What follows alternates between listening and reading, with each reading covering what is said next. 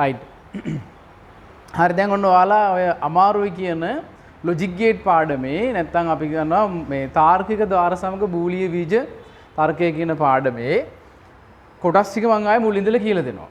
හරිද අමාරු අයට. හරි තේරෙන්නේ නැති කෙනෙක් ඉන්නවා නම් හොඳට අහගන්න ලියා ගන්න සත්‍යතාව වගු එහෙම හදා ගන්න. හරිද? දැන් පළවෙනි කොටස මුකුම්ම තේරෙන්නේ නැත්නම් ඔයාලට logic gate වල මූලික තර්කන ද්වාර වලට ගියොත් අපි. හරිද? තර්කන ද්වාර පුතේ වර්ග දෙකයිනේ. එක මූලික තාර්කික ද්වාර සහ දෙවෙනි එක අපි කතා කරනවා සංයුක්ත තාර්කික ද්වාර ගැන. මූලික තාර්කික ද්වාර කියන්නේ අපි කතා කරනවා මූලික තාර්කික ද්වාර කියලා ද්වාර වර්ග තුනක් ගැන. AND එක, O1 සහ NOT එක. හරිද? AND එකයි O1යි NOT එකයි. මූලික තාර්කික ද්වාර වර්ග තුනයි. AND එකයි O1යි NOT එකයි. හරිද? AND තාර්කික ද්වාරය එහෙම නැත්නම් අපි කියනවා AND gate එක. හරිද? AND තාර්කික ద్వාරයේ සම්මත රූප සටහන ගත්තොත් අපි. හරිද? AND කියන තර්කන ద్వාරයේ සම්මත රූප සටහන ගත්තොත් මේක තමයි AND තාර්කික ద్వාරයේ සම්මත රූප සටහන. හරිද?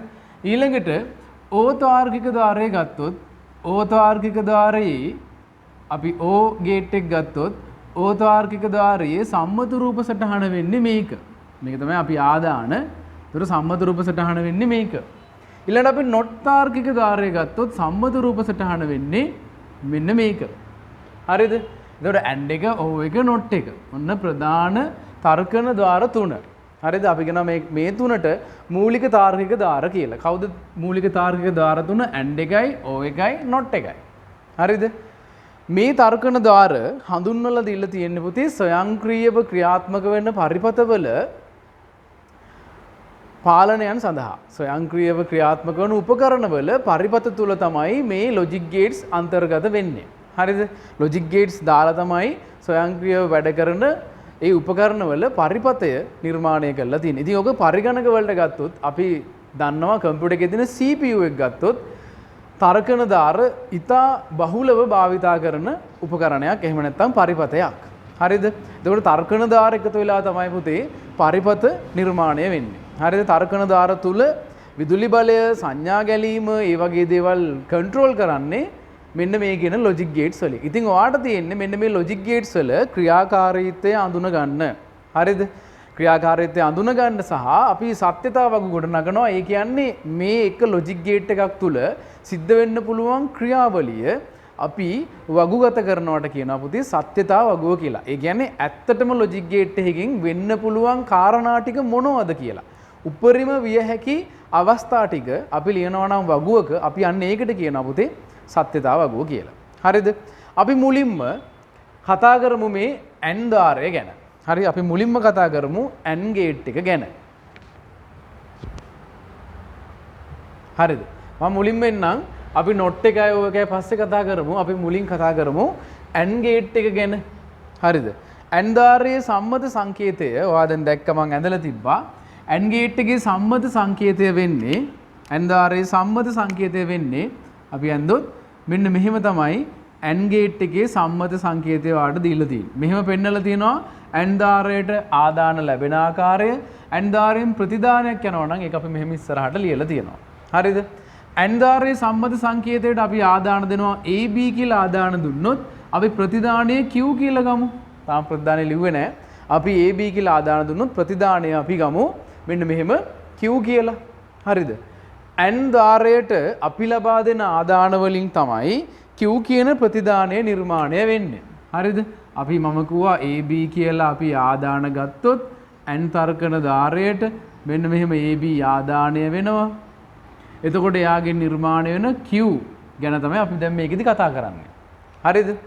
AB ආදාන වුණාම Q ප්‍රතිදානය නිර්මාණය වෙන්නේ කොහොමද කියන එක තමයි ඔයා මේ logic gate වලින් තේරුම් ගන්න ඕනේ. හරිද? එතකොට මම කිව්වා හැම පරිපථයකම මේව තමයි තියෙන්නේ. හරි? මම ඔයාලට සරල උදාහරණයක් ගන්නම්. ප්‍රායෝගිකව ඔයාලට තේරෙන තැනක් ගන්නම්. ඔයගොල්ලෝ හැමෝම දන්නවා ස්කූටර් එක. නේද? හැමෝම දන්නවනේ ස්කූටර් එක.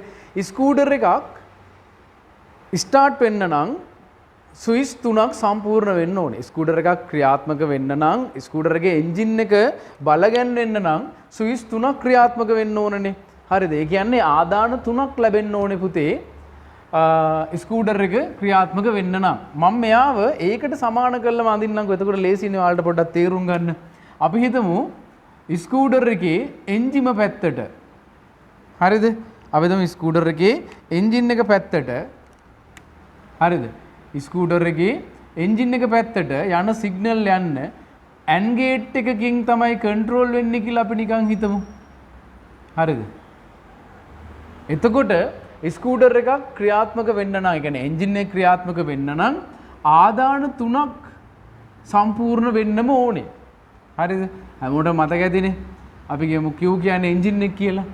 ආදාන තුනක් අනිවාර්යයෙන්ම සම්පූර්ණ වෙන්න ඕනේ. අපි යාට සමාන කරලා අපි ඇන් ධාරය පොඩ්ඩක් තේරුම් ගන්න try කරමු මෙහෙම. හරිද? මම සත්‍යතාව වගුවට අදාළ ABC ඊළඟට මේ Q තමයි ප්‍රතිදානය. හරිද? මේක තේරෙන්නෙම නැත්නම් මම මේ කියලා දෙන විදිය try කරන්න බලලා. හරිද? ඔන්න සත්‍යතාව වගුවටත් මම මේ පොඩි ඉඩක් හදාගත්තා. හරි? ඒතර මේක මෙහෙමයි වැඩ කරන්නේ. අපි හිතමු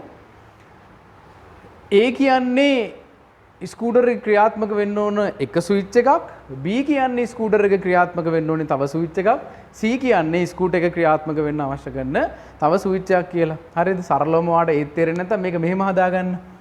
A කියන්නේ අපි හිතමු යතුර කියලා. යතුර දාන්න එපා නේද ස්කූටර් එක ක්‍රියාත්මක වෙන්න. අපි කියමු B කියන්නේ සෙල් ස්ටාර්ට් බටන් එක කියලා. සෙල් ස්ටාර්ට් බටන් එක. ඊළඟට අපි හිතමු C කියන්නේ බ්‍රේක් ලිවර් එක කියලා. අල්ලන්න එපා ස්කූටර් එකක් ස්ටාර්ට් වෙන්න. නේද? ඔයාලා හැමෝම ස්කූටර් එකක් ස්ටාර්ට් කරලා නැත්නම් දැකලා ඇති. ස්කූටර් එකක් ක්‍රියාත්මක වෙන්න නම් පුතේ යතුර දාන්න ඕනේ. සෙල් ස්ටාර්ට් බටන් එක ප්‍රෙස් කරන්න ඕනේ. බ්‍රේක් ලිවර් එක අල්ලගෙන ඉන්න ඕනේ. හරිද? අපි ඒක ගමු ආදේශ කරගමු ඇන් ద్వාරයට. ඇන් කියන වචනේ තේරුම තමයි ඔයාලා දන්නවා ඇන් කියන්නේ සහ කියන එක. මම ඔයාලගෙන් ඇන් නැත්තම් සහ කියන වචනේ දාලා ප්‍රශ්නයක් අහුවොතින්. හරිද? මම ළමයි දෙන්නෙක්ගේ නම් කියනවා කසුන් සහ කමල් දෙදෙනාම එන්න කියලා. එතකොට දෙන්නම අනිවාර්යෙන් එන්න ඕනද නැද්ද? කසුන් සහ කමල් දෙදෙනාම එන්න කියලා කිව්වොත් අනිවාර්යෙන් මේ දෙන්න එන්න ඕනේ. නේද? මම කිව්වේ නෑ නේද කසුන් හෝ කමල් එන්න කියලා. එහෙම කිව්වනම් ඒ දෙන්නගේ එක්කෙනෙක් ආව නම් ඇති. හැබැයි මම කිව්වේ කසුන් සහ කමල් කියන දෙදෙනාම එන්න කියලා. එතකොට ඒ දෙන්නම එන එක අනිවාර්යයි. අන්න ඒකත් චුට්ටක් ඔයාලා ඔළුවේ තියාගන්න පුතේ. ඒක පොඩ්ඩක් මතක තියාගන්න මම මෙන්න මෙහෙම එකක් කිව්වා කියලා. හරි? ඊළඟට දැන් මම යනවා ඇන් තාර්කන ධාරයට ආදාන තුනක් ලබා දුන්නොත් ලැබෙන ප්‍රතිදානය මොකක්ද කියලා හොයන්න. හරිද? අපි හිතමු මම කිව්වා මම මේකට ගන්නවා කියලා ස්කූටර් එක. හරිද? ස්කූටර් එකේ වෙන ක්‍රියාවලිය අපි ගමු මේකට. ස්කූටර් එකේදී වෙන්නේ මොකද කියලා බලමු. හරි. රයිට්? ඔන්න දැන් මම කිව්වා ඇන් තර්කන ධාරය තේරුම් ගන්න ඔයාලට ලේසිම ක්‍රමය තමයි ස්කූටර් එකේ ක්‍රියාකාරීත්වය ගමු. ඒකෙන් ඔයා තේරුම් ගන්න try එකක් දෙන්න. හරි පුළුවන්. රයිට්. පළවෙනි එක තමයි අපි හිතමු මේකේ පුතේ ආදාන තුනක් තියෙනවනේ. එක අපි හිතමු මෙයා යතුර. මං කිව්වා B සෙල් ස්ටාර්ට් එක. C බ්‍රේක් එක කියලා හිතන්නකෝ. ඔයාට මතක ඇතිනම් ඔයා දන්නව නම් අනිවාර්යයෙන්ම ස්කූටර් එකේ එන්ජිම ඔන් වෙන්න නම් ඔය තුනම ක්‍රියාත්මක වෙන්න ඕනේනේ. අපි මේ ඇන් ගේට් එකේ ඉස්සෙල්ලම ආදාන කීයක් එනවද කියලා. ඒ කියන්නේ එක ආදානයකට උපරිම අවස්ථා කීයක් එනවද කියලා බලමු. ඒක මෙහෙමයි. අපි හිතමු අපි මේ යතුර ඔන් කරන එක එකත් ඕෆ් කරන එක බිඳුවත් කියලා ගමු. හරිද? මම නිකන් කියන්නම්. අපි ඔන් කරන එක එකත් ඕෆ් කරන එක බිඳුවත් ලෙස ගමු. ඔන් කරන එක එක සහ ඕෆ් කරන එක බිඳුව කියලා ගමු. හරි. එතකොට ඔයාලට මේක හදාගන්න ලේසියි. එතකොට වෙන්න පුළුවන් අවස්ථා කොච්චරක් තියෙනවද කියලා හොයාගන්න මෙහෙමයි. අපි මේ ධාරය තුලට ආදාන තුනක් ලබා දෙනවානේ. එතකොට එක ආදානයක වෙන්න පුළුවන් උපරිම අවස්ථාව තමයි එක්ක ඔන් වෙලා එක්ක ඕෆ් වෙන එක. හරිද? එක්ක ඔන් වෙලා එක්ක ඕෆ් වෙන එක. එක්ක ඔන් වෙන්න පුළුවන් එහෙම නැත්නම් ඕෆ් වෙන්න පුළුවන්. ඒ කියන්නේ 1 0 නේ. එක හරි බිඳුව හරි. ඒ කියන්නේ ද්විමේ සංඛ්‍යා පද්ධතියට අපි අදාළව ගත්තොත් දෙකනේ. නේද? එක හෝ බිඳුව කියන අපි ද්විමේ වලින් කියනවනේ 1 0. හරිද? එතකොට ඒ වගේ මෙතන අපිට සිද්ධ වෙනවා පුතේ ආදාන තුනක් ලබා දෙන්න. ඒ කියන්නේ අපි ගමු මෙතන කොච්චර අවස්ථා වෙන්න පුළුවන්ද කියලා. වෙන්න පුළුවන් එක හෝ බිඳුව. ඒ කියන්නේ දෙකෙන් උපරිම අවස්ථා මෙතන වෙන්න පුළුවන් පාද තුනකින් එන. හරිද? එතකොට අපිට වෙන්න පුළුවන් උපරිම අවස්ථා ගන්න තමයි පුතේ 2 3 බලය. හරි? 2 3 බලය සමානයි 8යි. නේද? 2 3 බලය සමානයි 8යි නේද? රයිට් 2 3 බලය සමානයි 8යි. එතකොට මේ එක පාදයකට අදාළව අවස්ථා 8ක් තියෙන්න පුළුවන්.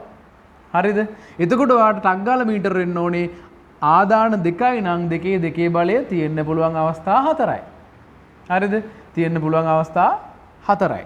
2 3 බලය 8යි. ඒ කියන්නේ මේ එක පාදයකට අදාළව තියෙන්න පුළුවන් අවස්ථා 8ක්. හරිද? ඒ අවස්ථාවට මෙහෙමයි. මේක ඔයාට ඕන විදිහට ලියන්න එපා. මේක එක රටාවක් තියෙනවා. ඒ රටාවට ගොඩනගන්න. එතකොට ඔයාට සත්‍යතාවගුව වරදින්නේ නැහැ. හරිද? සරලවම මං කියවනේ දැන් අපි මේක සම්බන්ධ කරු මම මේක ලියලා දෙනවා. මේක යතුර, මේක සෙල් ස්ටාර්, මේක බ්‍රේක් කියලා. ABC ආදාන තුන වෙන් කරගෙන තියෙනවානේ. යතුර, සෙල් ස්ටාර් සහ බ්‍රේක් කියලා. හරිද? එතකොට අපි හිතමු මෙන්න මෙහෙම. යතුර කියන එක්කෙනාට යතුර කියන ආදානයට වෙන්න පුළුවන් උපරිම අවස්ථා 8යිනේ. ඒ වෙන්න පුළුවන් අවස්ථාට මම ලියනවා මෙහෙම. 0.4යි 1/4යි. අවස්ථා 4කදී ඕෆ් වෙලා තියෙන්න පුළුවන්. අවස්ථා 4කදී ඔන් වෙලා තියෙන්න පුළුවන්. මම බීට අදාළව ලියනවා. එයාගේ වෙන්න පුළුවන් අවස්ථා දෙකක් ඕෆ් වෙලා අවස්ථා දෙකක් ඔන් වෙලා. අවස්ථා දෙකක් ඕෆ් වෙලා අවස්ථා දෙකක් ඔන් වෙලා. හරිද? මම බ්‍රේක් එකට අදාළව ලියනවා ඕෆ් වෙලා ඔන් වෙලා. ඕෆ් වෙලා තියෙන්න පුළුවන් ඔන් වෙලා තියෙන්න පුළුවන්. ඕෆ් වෙලා තියෙන්න පුළුවන් ඔන් වෙලා තියෙන්න පුළුවන්. ඕෆ් වෙලා තියෙන්න පුළුවන් ඔන් වෙලා තියෙන්න පුළුවන්. ඔය ටික තමයි පුතේ අපි මේ ආදාන තුනට අදාළව කොහොම ලිව්වත් වෙන්න පුළුවන් උපරිම අවස්ථා ප්‍රමාණය. හරිද? ඔය ටික තමයි ඔයා මේ ආදාන තුනට අදාළව කොහොම ලිව්වත් වෙන්න පුළුවන් උපරිම අවස්ථා ප්‍රමාණය. විය හැකි උපරිම අවස්ථා ප්‍රමාණය තමයි මේ තියෙන්නේ. හරිද? එතකොට වෙන්න පුළුවන් උපරිම අවස්ථා ටික නෙමේ. එතකොට දැන් ඔයා ස්කූටරේ දිහා බලලා මේක තේරුම් ගන්නකො. හරිද? යතුර ඕෆ්. බින්දුව කියන්නේ මම කියවනේ ඕෆ් කියලා. යතුරත් ඕෆ් කළා. සෙල් ස්ටාර් ප්‍රෙස් කරන්නෙත් නැත්තම් බ්‍රේක් ලිවර් එක අල්ලලත් නැත්තම් ඒ කියන්නේ බයිසිකලේ නිකම්ම තියෙනකොට එන්ජින් එක ක්‍රියාත්මක වෙනවද? එන්ජින් එක ක්‍රියාත්මක වෙන්නෙත් නැහැ. හරිද? එන්ජින් එක ක්‍රියාත්මක වෙන්නේ නැහැ. ඊළඟට අපි හිතමු ඔයා යතුර ඕෆ් කළා සෙල් ස්ටාර් බටන් එක ප්‍රෙස් කරන්නෙත් නැහැ. බ්‍රේක් ලිවර් එක නිකන් අල්ලගෙන ඉන්නවා. එතකොට කොහොමත් ස්ටාර්ට් වෙන්නේ නැහනේ. රයිට්? ඒ කියන්නේ ස්ටාර්ට් වෙන්නේ නැහැ. ඒ කියන්නේ ඒ අවස්ථාවේදී ප්‍රතිදානයක් ලැබෙන්නේ නැහැ. මේ ධාරයේ හැටියට. ඊළඟට අපි ගමු තුන්වෙනි අවස්ථාව. යතුර බිඳුවයි සෙල් ස්ටාර් එක විතරක් සෙල් ස්ටාර් එක ඔබාගෙන ඉන්නවා. යතුර දාලත් නැහැ. බ්‍රේක් ලිවර් එක අල්ලන්නෙත් නැහැ. හැබැයි සෙල් ස්ටාර් එක විතරක් ප්‍රෙස් කරනවා ඔන් කරනවා. ඒත් එන්ජින් එක එහෙම ක්‍රියාත්මක වෙන්නේ නැහැ. හරිද? ඊළඟට අපි ගමු යතුර ඕෆ් කළා ඔයා සෙල් ස්ටාර් බටන් එක ප්‍රෙස් කරනවා බ්‍රේක් එකත් අල්ලගෙන. සෙල් ස්ටාර් ඔන් එකයි බ්‍රේක් එකත් අල්ලලා. ඒ වුණාට මොනවද ඔයා යතුර දාලා නැහනේ. ඒක නිසා පුතේ එන්ජින් එක ක්‍රියාත්මක වෙන්නේ නැහැ. හරිද? අපි ඊළඟ අවස්ථාවට යන් යතුර දාලා තියෙනවා අනිත් අවස්ථා දෙකම නැහැ. ඒ කියන්නේ ඔයා බ්‍රේක් අල්ලලත් නැහැ සෙල් ස්ටාර් බටන් එක ප්‍රෙස් කළත් නැහැ. ඒ කියන්නේ එතකොට කොහොමත් ක්‍රියාත්මක වෙන්න විදියක් නැහැ. වෙන්නේ නැහනේ වෙන්නේ නැහැ. ඊළඟට යතුර ඔන් කරලා සෙල් ස්ටාර් බටන් එක ප්‍රෙස් කරන්නේ නැහැ බ්‍රේක් එක අල්ලන් ඉන්නවා. යතුර දාලා බ්‍රේක් එක අල්ලන් බලන් ඉන්නවා. එතකොට ඉතින් ස්කූටර් ඔන් වෙන්නේ නැහනේ. ස්ටාර්ට් වෙන්නේ නැහැ. ඒ කියන්නේ මේ අවස්ථාවේදී බිඳුවයි ප්‍රතිදානය බිඳුවයි. ඊළඟට බලමු මේ අවස්ථාව අපි යතුර ඔයා ඔන් කරලා සෙල් ස්ටාර් බටන් එක ප්‍රෙස් කරනවා. හැබැයි බ්‍රේක් ලිවර් එක අල්ලගෙන නැහැ. ඒ කියන්නේ මේ අවස්ථාවේදීත් ඔයාගේ එන්ජින් එක ක්‍රියාත්මක වෙන්නේ නැහැ. එක අවස්ථාවක් එනවා ඇන්දාරයට අදාළව මෙන්න මෙහෙම. යතුරත් ඔන් කළා සෙල් ස්ටාර්ට් ඔයා බටන් එක ප්‍රෙස් කරනවා බ්‍රේක් එකත් ඔයා අල්ලගෙන ඉන්නවා. අන්නේ අවස්ථා තුනේදීම එක එහෙම නැත්නම් ඔන් කියන විධානය ලැබුණොත් විතරක් පුතේ ඔයාගේ ස්කූටර් එකේ එන්ජින් එක ඔන් වෙනවා. හරිද? ඔන්නෝක තමයි සාමාන්‍යයෙන් සිද්ධ වෙන ක්‍රියාවලිය පුතේ ඇන්දාරයේදී. හරිද? ඇන් ගේට් එකේදීත් වෙන්නේ ඕකමයි. මෙන්න මේ ක්‍රියාවලියම තමයි වෙන්නේ. හරිද? සරලම ඔයාගේ ස්කූටර් එකේ සිද්ධ වෙන. ඒ කියන්නේ ඔයාගේ ස්කූටර් එක ස්ටාර්ට් වෙන්න සිද්ධ වෙන ක්‍රියාවලිය තමයි ඇන් ගේට් එකේදී වෙන්නේ. එතකොට ඇන් ద్వාරයේ ක්‍රියාකාරීත්වයට අදාළ වෙන ප්‍රතිදානය ලියනකොට සරලවම කිව්වොතින් තවදුරටත් මේකේ පුතේ වෙන්නේ ඇන් ගේට් එකට අදාළව ලබා දෙන ආදානවල ගුණිතයක් තමයි ප්‍රතිදානයේ විදියට එන්නේ. හා බලන්න නැද්ද කියලා? බිඳුවයි බිඳුවයි බිඳුවයි ගුණ කරාම බිඳුවයිනේ. බිඳුවයි එකයි ගුණ කරොත් ඒත් බිඳුවයි. එයා බිඳුවෙන් ගුණ කරාම ඒත් බිඳුවයි. හැබැයි එක්වරක් එක එකයි නේද? අන්න එක වෙන අවස්ථාවේදී පමණක් ප්‍රතිදානය එක වේ. හරිද? ඇන්දාරයේ ස්වභාවය තමයි ලැබෙන ආදාන සියල්ලම එකවන අවස්ථාවේදී පමණක් ප්‍රතිදානය එක වේ. ඇන්දාරයේ ස්වභාවය තමයි ආදාන සියල්ලම එකවන අවස්ථාවේදී පමණක් ප්‍රතිදානය එක වේ. අන්න එතකොට ඇන්ඩ් එකේ ක්‍රියාකාරීත්වය සිද්ධ වෙන්නේ එහෙමයි. ඇන්දාරයට ලබා දී ඇති ආදාන සියල්ලම එක වේ නම් පමණක් ප්‍රතිදානය එක වේ. හරිද? මම ඔයාලට තේරුම් ගන්න පුළුවන් ලේසිම එකක් තමයි ඔය ගත්තේ. ස්කූටර් එක ගත්තොත් අනිවාර්යයෙන්ම ස්කූටර් එක වැඩ කරන්නේ ඇන්දාරයේ ක්‍රියාකාරීත්වයත් එක්ක. හරිද? එතකොට ඒකේ ප්‍රතිදානයක් ලැබෙන්න නම් අනිවාර්යයෙන්ම අපි ලබා දෙන ආදාන තුනම එක වෙන්න ඕනේ. ඒ කියන්නේ ස්විච් තුනම ඔන් වුණොත් විතරයි පුතේ අපිට ප්‍රතිදානය එකක් විදියට ලැබෙන්නේ. හරිද? එතකොට ඔන්න ඇන්දාරයේ ක්‍රියාකාරීත්වය මං හිතනවා සත්‍යතාවගුවත් එක්ක බලද්දී ඔයාලට මං ගත්ත උදාහරණෙත් එක්ක පැහැදිලි වෙන්නේ නැති කියලා. හරිද? දැන් ස්කූටරේ වගේ එකක් ගත්තොත් පුතේ ඇත්තටම මේ ඇන් ගේට් එක විදිහට මේක නිර්මාණය කරලා තියෙන්නේ ආරක්ෂාව සඳහා. හරිද? මේ වගේ ස්විච් තුනක් දාලා තියෙන්නේ එන්ජින් එක ක්‍රියාත්මක වෙන්නේ නැහැ. මේ ස්විච් තුනම සම්පූර්ණ නොවුනොත් ඒක දැන් ඔයා දන්නවා ලොජික් ගේට් එකට අනුව. මොකද ස්කූටර් එකේ ඔයාලා දන්නවා අර අපි පදින ක්ලච් බයිසිකල් එකක් වගේ නෙවෙයි බ්‍රේක් එකක් මේ සෝරි ගියර් එකක් දාලා එහෙම යන්නේ නැහැ. ඇක්සලරේටර් එක ඒ කියන්නේ මේ ස්විච් තුනම ඔන් වෙලා එන්ජින් එක ක්‍රියාත්මක වෙච්ච ගමන් ඇක්සලරේටර් වුණ ගමන් බයිසිකලේ ගියානේ. හැබැයි එහෙම නොයි තියන්න. ඒ කියන්නේ එහෙම කඩාගෙන ඉඳන් යන්නේක වළක්ව ගන්න තමයි මේ බ්‍රේක් එකත් එක වෙන්න ඕනේ. හරිද? එතකොට ඔයා දන්නවා බ්‍රේක් එක අල්ලගෙන ඉදියොත් තමයි එන්ජින් එක ක්‍රියාත්මක වෙන්නේ. ඒ කියන්නේ මේක ඔයා ඇක්සලරේටර් කරගෙන කඩන් ඉඳන් යන්නේ නැහැ. බ්‍රේක් එක ඇතරියොත් යනවා. මම කියන්නේ එන්ජින් එක ක්‍රියාත්මක වෙච්ච ගමන් අනතුරක් වෙන්න තියෙන ප්‍රවණතාවය අඩුයි. මෙන්න මේ තර්කන ධාරයක් විදිහට එතනත් ක්‍රියාත්මක වෙන නිසා. හරිද? එතකොට ඔන්න ඇන් ద్వාරයේදී මතක තියාගෙන ඉන්න හැමතිස්සෙම ඇන් එකේ ක්‍රියාකාරීත්වය වෙන්නේ මෙහෙමයි. ඇන් ద్వාරයට ලබා දෙන ආදාන සියල්ලම එකවන අවස්ථාවේදී පමණක් ප්‍රතිදානය එක වේ. හරිද? ඇන් එකේ එච්චරයි. අපි ඊළඟට බලමු ඕදාරයේදී වෙන්නේ මොකද කියලා. හරිද? දැන් ඕදාරයේ සම්මත සංකේතය මෙහෙම නෙවෙයිනේ තියෙන්නේ. හරිද? ඔයාලා හැමෝගෙම පොත්වල තියෙනවා. අපි ඕදාරය ගත්තොත් එයා මෙහෙම නෙවෙයි තියෙන්නේ. හරිද? දැන් මේ ඇන් දාරයට අදාළවනේ මම මේ කතා කරේ. හැබැයි විය හැකි අවස්ථා ටික ඔච්චරයි ආදාන තුන නම්. ඊළඟට අමතක වුණා එකක් කියන්න. පුතේ අපි ඇන් දාරයේදී අමතක වෙච්ච එකක්. ඇන් දාරයේදී අපි හිතමු ඇන් එකට අපි ආදාන දෙකක් දෙනවා කියලා. හරිද? අපි AB කියලා ආදාන දෙකක් දෙනවා කියලා. එතකොට ප්‍රතිදානය ලියන්නේ මෙහෙමයි. අපි ඇන් එකෙන් දෙන ආදාන වලට අදාළ ප්‍රතිදානය ලියන්නේ අපි හිතමු Q කියලා නම් ප්‍රතිදානය අපි ගන්නෙ Q සමානයි මේ දෙන්නගේ ගුණිතයනේ මං ඉස්සෙල්ලා කිව්වා අපි ලියන්නේ පුතේ A.B කියලා. හරිද? අපි ඇන් දාරයේහි ප්‍රතිදානයේ බූලිය බීජ ප්‍රකාශනය ලියන්නේ AB ආදානය වන ඇන් දාරයේ ප්‍රතිදානය සමානයි Q සමානයි A.B කියලා තමයි අපි ලියන්නේ. හරිද? එහෙම තමයි අපි ඇන් දාරයේහි ප්‍රතිදානය ලියන්නේ. එතකොට ඔයාලට ආදාන තුනක් තිබ්බොතින් ABC කියලා ඒ තුනම ඇන් දාරයට ආදාන විදිහට එනවා නම් ප්‍රතිදානය සමානයි Q සමානයි A.B.C. හරිද? එතකොට ඔයා අර ප්‍රතිදාන ටික ලියනකොට Q සමානයි A.B.C ට අදාළ ප්‍රතිදාන ටික තමයි ඔයා ලියන්නේ. හරිද? දැන් අපි බලමු ඕදාරයේ ක්‍රියාකාරීත්වය කොහොමද වෙන්නේ කියලා. හරිද? ඕ කියන වචනේ තේරුම තමයි ඔයා දන්නවා ඕ කියන්නේ හෝ කියන එකනේ. දැන් ඇන් කියන්නේ සහ කියන එක. එතකොට මං කිව්වා අනිවාර්යයෙන්ම ලැබෙන ආදාන සියල්ලම එකවන අවස්ථාවේදී පමණමයි ප්‍රතිදානය එක වෙන්නේ.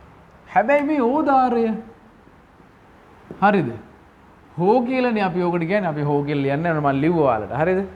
ඕදාරය සම්මත සංකේතය ගත්තොත් මම ඉස්සෙල්ලා ඇදලා පෙන්නවා මෙන්න මෙහෙම එකක් තමයි දෙන්නේ මාළුවෙක් වගේ. ඔයාලට ආපු ගමන් අඳුර ගන්න පුළුවන් ප්‍රතිදානය මෙතන. AB කියලා ආදාන දෙකක් ගත්තොත් මේකටත් ආදාන තුනක් තියෙන්න පුළුවන්. හරි? ඇන් දාරයේදී උනේ ලැබෙන ආදානවල ගුණවීමක්නේ. ඕදාරයේදී සිද්ධ වෙන්නේ පුතේ ලැබෙන ආදානවල එකතු වීමක්. හරිද? ඔහොම දාන්නේ නැහැ. මම නිකන් ලිව්වේ ඔයාලට මතක හිටින්න. හරිද? එතකොට AB ආදාන වුණොත් Q සමානයි ඇන් දාරයක A ධන B වෙනවා. හරිද? AB ආදාන වුණොතින් AB ආදාන වුණොතින් ඕදාරයේදී A ධන B වෙනවා. හරිද? අපි ඇන් දාරයේදී ගුණිතය ලියන්න ඩොට් එක පාවිච්චි කරා. ඒ වගේ තමයි ඕදාරයේදී එකතු වීම ආදානවල එකතු වීමක් තමයි සිද්ධ වෙන්නේ. හරිද? එතකොට අපි එකතු වීම ලියන්නේ පුතේ q සමානයි a ධන b කියලා. හරිද? ඒක එහෙමයි අපි ලියන්නේ. එතකොට අපි මේකට අදාළව වෙන්න පුළුවන් සිද්ධි ටික ලිව්වොත් අපි මේ වගුවකනේ ලියන්නේ. මේ වගුවට කියනවා සත්‍යතා වගුව. ඒ කියන්නේ ඇත්තටම වෙන්න පුළුවන් මොනවද? හරිද? අපි ඒකට කියනවා සත්‍යතා වගුව. ඇත්තටම විය හැකි සිදුවීම් ටික ගත්තොත් දැන් මේකට අදාළව නම් තියන්නේ පාද දෙකයිනේ. ඔයාලා දන්නවා දැන් පාද දෙකයි නම් දෙකේ බලය සමානයි 4යි. ඒ කියන්නේ එක පාදයකට තියෙන්න පුළුවන් අවස්ථා 4යි. අපි A පාදය B පාදය සහ Q පාදය, ඒ කියන්නේ Q කියන ප්‍රතිදානය සමානයි A ධන B නේද? වෙන්න පුළුවන් මොනවද කියලා බලමු. හරිද? සත්‍යතාවයක් දාලා වෙන්න පුළුවන් දේ තමයි A බිඳුව වෙලා A බිඳු දෙකක් වෙලා එකේව දෙකක් වෙන්න පුළුවන් උපරිම. B බිඳුවයි එකයි වෙන්න පුළුවන්. ඒ කියන්නේ A බිඳුව අවස්ථාවේදී B බිඳුව වෙන්න පුළුවන්. A බිඳුව අවස්ථාවේදී B එක වෙන්න පුළුවන්. A එක අවස්ථාවේදී B බිඳුව වෙන්න පුළුවන්. මේ දෙන්නම එකේ අවස්ථාවක් තියෙන්නත් පුළුවන්. හරිද? මම මේකට ඔයාලට සරල උදාහරණයක් ගන්නම්. අපි ඇන්ඩ් එකට ස්කූටර් එක ගත්තා වගේ. මේකට ඔයාලට මම ගන්න සරල උදාහරණය තමයි ඔයාලා දැකලා තියෙනවා සුපිරි වෙළඳ සැල් වල දොරක් ගන්න එපා නිකන් මතක් කරගන්න. සුපිරි වෙළඳ සැලේ තියෙන දොර දැක්කොත් ඔයාලට මතකයට ගන්න. දැන් ඔයා ගාල්ලේ නම් ඉන්නේ දන්නවා මේ මොනවද ආපිකෝ එකට ගියොත් දම්රෝ එකට ගියොත් අලුතෙන් GCC එකට ගියොත් ඒ හැම එකම ස්වයංක්‍රීයව ක්‍රියාත්මක වෙන දොරවල් තමයි තියෙන්නේ. මම කිව්වනේ මේ තර්කන දාර හදලා තියෙන්නේ පුතේ ස්වයංක්‍රීයව ක්‍රියාත්මක වන උපකරණවල ක්‍රියාකාරීත්වය පාලනය කරන්න කියලා නේද? එතකොට අන්න ස්වයංක්‍රීයව ක්‍රියාත්මක වෙන උපකරණයක් තමයි දොර. හරිද? ඔටෝ ඩෝ එක තියෙනවනේ. ඒ ඔටෝ ඩෝ එකේ ක්‍රියාකාරීත්වය ගමු අපි. මේ O එක පැහැදිලි කරන්න මම ඒක ගන්නම්. හරිද? මෙන්න බලන්නකෝ. අපි ඒකේ මෙහෙම ගමු. A කියන්නේ එළියෙන් පැමිණීමත් B කියන්නේ ඇතුලේ සිට එළියට යෑමත් කියලා ගමු අපි. හරිද? එතකොට ඔයාලට මතක් වෙන්න ඕන මෙහෙම. මෙන්න ගමු මෙහෙම අපි. හරිද? අපි මේකෙදි ගමු කවුරු හරි මිනිස්සෙක් එනවනම් එකයි කවුරුවත් එන්නේ නැත්නම් බිඳුවයි කියලා. සරලවම අපි ඉස්සෙල්ලා ස්විච් එක ඔන් වෙනකොට එකයි ඕෆ් වෙනකොට බිඳුවයි වගේ අපි මේකෙදි ගමු කවුරු හරි මිනිස්සෙක් එනවනම් එකයි කවුරුත් එන්නේ නැත්නම් බිඳුවයි කියලා ගමු. හරිද? ඒතර අපි හිතමු කවුරු හරි ඔන්න මිනිස්සෙක් එනවනම් එකයි එන්නේ නැත්නම් බිඳුවයි. හරිනේ ඔන්න දැන් අපි එහෙමයි ගන්න. රයිට්? එතකොට ඒ ලබා දෙන ප්‍රතිදානය අනුව දොර විවෘත වීම හෝ විවෘත නොවීම කියන එක විවෘත වීම එකයි විවෘත නොවීම බිඳුවයි කියලා අපි මෙතෙන්ට ගන්නවා. හරිනේ පැහැදිලි. හරිද? එතකොට ඔන්න අපි හිතමු මිනිස්සෙක් කවුරුවත් A කියන්නේ අපි මෙතන ලියාගමු A කියන්නේ එළිය පැත්ත B කියන්නේ ඇතුල් පැත්ත කියලා ගමු. හරිද? එතකොට ඔන්න දොරේ A කියන්නේ පුතේ එළිය පැත්ත B කියන්නේ ඇතුල් පැත්ත. එහෙම ගත්තාම ඔයාලට තේරෙනවා. හරිද? එළියෙන් කවුරුවත් එන්නෙත් නැහැ. ඇතුලෙන් කවුරුවත් එන්නෙත් නැත්තම් දොර ඇරෙන්නෙත් නැහැනේ. දොර ඇරෙන්නේ නැහැ. එළියෙන් කවුරුවත් එන්නේ නැහැ. හැබැයි ඇතුලෙන් කවුරු හරි එනවා. දොර ඇරෙන්න ඕනනේ. ඇරෙන්න එපා. එළියෙන් කවුරුවත් එනවා. එළියෙන් කවුරු හරි එනවා. ඇතුලෙන් කවුරුවත් එන්නේ නැහැ. බිඳුවයි. ඒ දොර ඇරෙන්න එපා. ඇයි එළියෙන් මිනිස්සුන්ට කඩේ ඇතුලට එන්න දොර ඇරෙන්න එපා. ඇරෙනවා. එළියනොත් කවුරු හරි එනවා එකම වෙලාවේදී ඇතුළෙනුත් කවුරු එනවා ඒ වෙලාවෙම ඒ දොර ඇරෙනවා. අන්න ඕදාරයේ ක්‍රියාකාරීත්වය. ඇන්ඩ් එකේදී නම් අනිවාර්යෙන්ම මේ ආදාන දෙකම එකවන අවස්ථාවේදී පමණක් ප්‍රතිදානය එක වේ. කාගේද? ඇන් තර්කන ධාරයේ. හැබැයි ඕදාරයේ එහෙම නැහැ. ඕදාරයේදී මොකද වෙන්නේ? එක අවස්ථාවක් හෝ එක වේ නම් මේ බලන්නකෝ. ලබා දෙන ආදානවල අවස්ථා අතරින් එක් අවස්ථාවක් හෝ එක වේ නම් ප්‍රතිදානය එක වෙනවා. මේ එළියෙන් කවුරුත් නැහැ ඇතුළෙනුත් කවුරුත් නැහැ එක වුන් නැහැ එක අවස්ථාවක්වත් ඒකින්ද ප්‍රතිදානය බිඳුවයි දොර වැහිලා. එළියෙන් කවුරුත් එන්න හැබැයි ඇතුළේ ඉඳපු කෙනෙක් එළියට එනවා. එක අවස්ථාවක් එක වෙනවා. සත්‍ය වෙන නිසා ප්‍රතිදානය එක වේ. මෙතනදිත් එළියෙන් කවුරු එනවා ඇතුළෙන් කවුරුවත් එන්නේ නැහැ. ප්‍රතිදානය එකයි. මේ එළියෙන් ආපු නිසා ප්‍රතිදානය එක වෙනවා. දොර ඇරෙනවා. අපි එළියෙන් එක්කෙනෙක් එනවා ඇතුළෙනුත් එක්කෙනෙක් එනවා. එකම වෙලාවෙ දෙන්නේ දෙපැත්තෙන් එනවා. රයිට් අවුලක් නැහැ දොර ඇරෙනවා. හරිද? එතකොට සරලවම කිව්වොත් ඔයාලා තේරුම් ගන්න පුතේ මේ ලොජික් ගේට් වලින් තමයි ගොඩක් දුරට ඔය සෙන්සර් එහෙම වැඩ කරන්නේ. හරිද? සෙන්සර් ඊළඟට තියෙන ඔයාලගේ තියෙන ගොඩාක් උපකරණවල මේ ලොජික් ගේට් තර්කන දාර තියෙනවා. ඒ තර්කන දාර නිසා තමයි ඒ උපකරණ ස්වයංක්‍රීයව වැඩ කරන්නේ. ඒ කියන්නේ එයාට ලබා දෙන ආදානයක මේ සම්පූර්ණ වීම හෝ ඒක සම්පූර්ණ වෙලා නැත්තම් කියන දේ අනුව එක හෝ බිඳුව ගන්න එහෙමයි. ඒක අනුව එයා පරිපතේ ක්‍රියාත්මක කරනවා. ඒකෙන් ඔයා බලාපොරොත්තු වෙන කාර්ය කරලා දෙනවා. හරිද? ඒතර මේ තර්කන පරිපත නැත්තම් මේ තාර්කික ద్వාර බහුලව භාවිතා වන දෙයක් තමයි පරිගණකයේ මධ්‍ය සැකසුම් ඒකකය කියන්නේ. හරිද? එයා කරන වැඩ ටික කන්ට්‍රෝල් කරන්නේ මධ්‍ය සැකසුම් ඒකකයේ කරන වැඩ ටික කන්ට්‍රෝල් කරන්නේ තර්කන පරිපත වලින්. හරිද? ඒ කියන්නේ මෙන්න මේ තාර්කික ద్వාර වලින්. හරිද? එතකොට ඔන්න ඕ ద్వාරයේ ක්‍රියාකාරීත්වය. මේකේ වචනේ හෝනේ. ඒකෙන්ම අදහසක් ගන්න. ලබා දෙන ආදාන වලින් මොනම හරි ආදානයක එක අවස්ථාවක එක වේ නම් ප්‍රතිදානය එක වේ. හරිද? එතකොට ඔන්න ඕක තමයි ඕ තර්කන ద్వාරයේ සම්පූර්ණ ක්‍රියාවලිය. හරිද? වෙන දේ.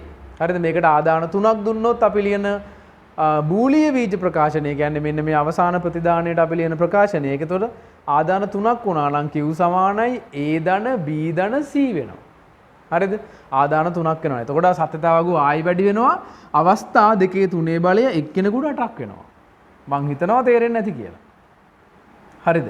ඕදාරයට මම ওই ගත්ත උදාහරණේ අරුණහම සාමාන්‍යයෙන් අපිට හම්බෙන උපකරණ වලින් ඒක තමයි ලේසිම උදාහරණය වාට අර ස්වයංක්‍රීයව ක්‍රියාත්මක කරන දොරක් මතකයට ගන්න. එතකොට ඩිගි ක්‍රියාකාරීත්වය ඇත්තටම වෙන්නේ මෙහෙමයි. හරිද? ඊළඟට අපි යනවා මූලික තර්කන ධාරවල අවසාන තර්කන ධාරය. මූලික තාර්කික ධාර 3යිනේ මං කියන්නේ AND 1යි O 1යි. අපි AND 1 කතා කරා. දැන් O 1 කතා කරා. ඊළඟට අපි NOT 1 කතා කරනවා. එයා පොඩ්ඩක් වෙනස්. හරිද? එයා පොඩ්ඩක් වෙනස්. හරිද? ඕ තර්කන ධාරය මේ දෙන්නගෙම ක්‍රියාකාරීත්වයට වඩා ටිකක් වෙනස් වෙනවා. NOT තර්කන ධාරය මේ දෙන්නගෙම ක්‍රියාකාරීත්වයට වඩා ටිකක් වෙනස් වෙනවා. හරිද? අපි ලියමු යාගේ නම තමයි NOT. NOT කියන්නේ නෑ කියන එකනේ. නේද? මේකේ අපි සාමාන්‍ය ක්‍රියාවලිය ගත්තොත් පුතේ NOT තර්කන ධාරයට ඔයා යම්කිසි ආදානයක් ලබා දෙනවද? හරිද? ඔයා යම්කිසි ආදානයක් ලබා දෙනවද? ඒකේ අනුපූරකය තමයි පුතේ ප්‍රතිදානයේ විදියට නිකුත් කරන්නේ. අනුපූරකය කියන්නේ ඒ කියන්නේ ඔයා ලබා දෙන ආදානයකට ප්‍රතිවිරුද්ධ දේ තමයි එයා කරන්නේ. හරිද? ඔයා ලබා දෙන ආදානයකට ප්‍රතිවිරුද්ධ දෙයක් තමයි පුතේ කවුද? මෙන්න මේ NOT ద్వාරය කරන්නේ. හරි? ලබා දෙන ආදානයකට ප්‍රතිවිරුද්ධ දේ තමයි NOT ద్వාරය කරන්නේ. සරලවම කිව්වොත් අපි හිතමු ඔයා මෙයාට ඒ ආදාන කරෝතින් එහා පැත්තට යනකොට පුතේ එක A ඩෑෂ් වෙනවා. එහෙම නැත්නම් A බා වෙනවා. හරිද? අපිට ඕකේ A ඩෑෂ් කියන්නත් පුළුවන්, A බා කියන්නත් පුළුවන්. මොකක් හරි කමක් නැහැ. ඔයා මතක තියාගෙන ඉන්න ලබා දෙන ආදානයේ ප්‍රතිදානය තමයි ලබා දෙන ආදානයේ අනුරූපී ප්‍රතිදානයක් තමයි NOT ద్వාරයේදී එළියට දෙන්නේ. හරිද? ඒ කියන්නේ රයිට්. අපි හිතමු ඔයා දැකලා තියෙනවනේ මේ හයිවේ එකේ ලයිට් ඒව කවුරුත් දාගෙන යන්නේ නැහනේ. හයිවේ එකේ ලයිට් දාගෙන යන්න ගියොත් හවසට එන්ට්‍රන්ස් එකෙන් පටන් ගත්තාම අපි හිතමු මේ පින්නදුව එන්ට්‍රන්ස් එකෙන් පටන් ගත්තොත් කොළඹට යනකොට හවස් වෙනවා ආයි එහෙම එළි වෙයි. එහෙම වහගෙන ඉන්න තමයි තියෙන්නේ. ඒක නිසා මේව ස්වයංක්‍රීයව වැඩ කරන්න ඕනේ. හරිද? මේ වගේ ලයිට් ස්වයංක්‍රීයව වැඩ කරන්න ඕනේ. මෙහෙම වැඩ කරන ලයිට් ඔයාලගේ ගෙවල් වලත් ඇති ඕන තරම්. හරිද? මේව ස්වයංක්‍රීයව ක්‍රියාත්මක වෙන්න අර කවුරු ආවහම වැඩ කරන්නේ. ඔටෝමැටිකලි ඔන් වෙන්නේ. කවුරු ආවොත් ඔන්න ලයිට් එක ඔන් වෙනවා. ස්වයංක්‍රීයව වැඩ කරන්නේ. හරිද? ඊළඟට ඔයාලා දැකලා දෙනවා CCTV වල කැමරා වල පහලින් තියෙන අර ලයිට් එක. හරිද? ෆ්ලෑෂ් ලයිට් එකේ කවුරු හරි හියුමන් ඩිටෙක්ෂන් වුණොත් ලයිට් එක වැඩ කරනවා. ඒක අපිට වෙනස් කරන්න පුළුවන්. මං කියන්නේ අපි එහෙම දැම්මොත් හියුමන් ඩිටෙක්ෂන් එකක් වුණොත් විතරක් ලයිට් එක වැඩ කරනවා. හරි එතකොට ඒකේ ක්‍රියාවලිය අපි මෙන්න මෙහෙම පැහැදිලි කරගමු. බලන්න මේක ලේසි. අපි හිතමු හයිවේ එකේ ලයිට් එකක් ගමු. ඒක ආලෝකය තියෙන වෙලාවට පුතේ පත්තු වෙන්නේ නැහැ. ආලෝකය නැති වුණාම පත්තු වෙනවා. අන්න කන්ට්‍රෝල් කරන්න NOT එකක් පාවිච්චි කරන එක අවස්ථාවක්. හරිද? හරි ආලෝක සංවේදී බල්බයක් ගමු. එතකොට එයාගේ මෙන්න බලන්නකෝ මෙහෙම සත්‍යතාවක වඳින්නම් මම මේකට අදාළව. අපි හිතමු A කියන්නේ අපි හිතමු මේ A කියන්නේ අපි ලබා දෙන ආදානයක් කියලා. හරිද? ඔන්න අපි හිතමු අපි A කියන්නේ ලබා දෙන ආදානය. ඊට පස්සේ A ඩෑෂ් කියන්නේ එයාගේ ප්‍රතිදානය කියලා ගමු. හරිද? පේනවනේ? හරි. A කියන්නේ ලබා දෙන ආදානය, A ඩෑෂ් කියන්නේ එයාගේ ප්‍රතිදානය කියලා අපි ගමු මෙහෙම. A සහ A ඩෑෂ් කියන්නේ එයාගේ ප්‍රතිදානය කියලා ගමු. රයිට්? එතකොට ඔන්න බලන්න ඒ වෙන්න පුළුවන් දේ තමයි ඒ ඉරේ එළිය නැත්නම් ප්‍රතිදානය එකයි. ඉරේ එළිය තියෙනවා නම් ප්‍රතිදානය බිඳුවයි. මොකද්ද બોලේ? ඔව් එහෙම තමයි. හරිද? ඔන්න බලන්නකෝ. අපි ඒ කියන එහෙම නැත්නම් අපි ගමු සූර්යාලෝකය ඒ කියලා. හරිද? මේක බල්බය කියලා ගමු. සූර්යාලෝකය නැත්නම් බල්බය දැල්වේ. සූර්යාලෝකය තියෙනවා නම් බල්බය ඕෆ් වේ. හරිද? හරිද? ඒක තමයි සාමාන්‍යයෙන් වෙන්න පුළුවන් උපරිම ක්‍රියාවලිය. සූර්යාලෝකය නැත්නම් බල්බය දැල්වේ. සූර්යාලෝකය තියෙනවා නම් එකයි නම් බල්බය නොදැල්වේ. නොට් එකෙන් කරන්නේ හැමතිස්සෙම එයාට ලබා දෙන ආදානයේ අනුපූරක ප්‍රතිදානයක් නිකුත් කිරීමයි. ඒක ලේසි. හරිද? එයාට මොන හරි ආදානයක් ආවද ඒකට අදාළ අනුපූරක ප්‍රතිදානය එයා නිකුත් කරනවා. හරිද? ඔන්න ඕක තමයි වෙන්නේ. සත්‍යතා වගුවේ සාමාන්‍යයෙන් තියෙන්න පුළුවන් උපරිම අවස්ථාව මෙච්චරයි. ඒ කියන්නේ අපි යාට එක ආදානයක් ලබා දෙන්නේ. හරිද? එතකොට තියෙන්න පුළුවන් උපරිම සත්‍යතා වගුවේ අවස්ථා මෙන්න මෙච්චරයි. හරිද? අපි දැන් ඊළඟට බලමු ඔය මූලික තර්කන ධාර තුනේ ක්‍රියාකාරීත්වය. අපි දැන් ඊළඟට බලමු සංයුක්ත තාර්කික ධාරවල ක්‍රියාකාරීත්වය කොහොමද සිද්ධ වෙන්නේ කියලා. හරි?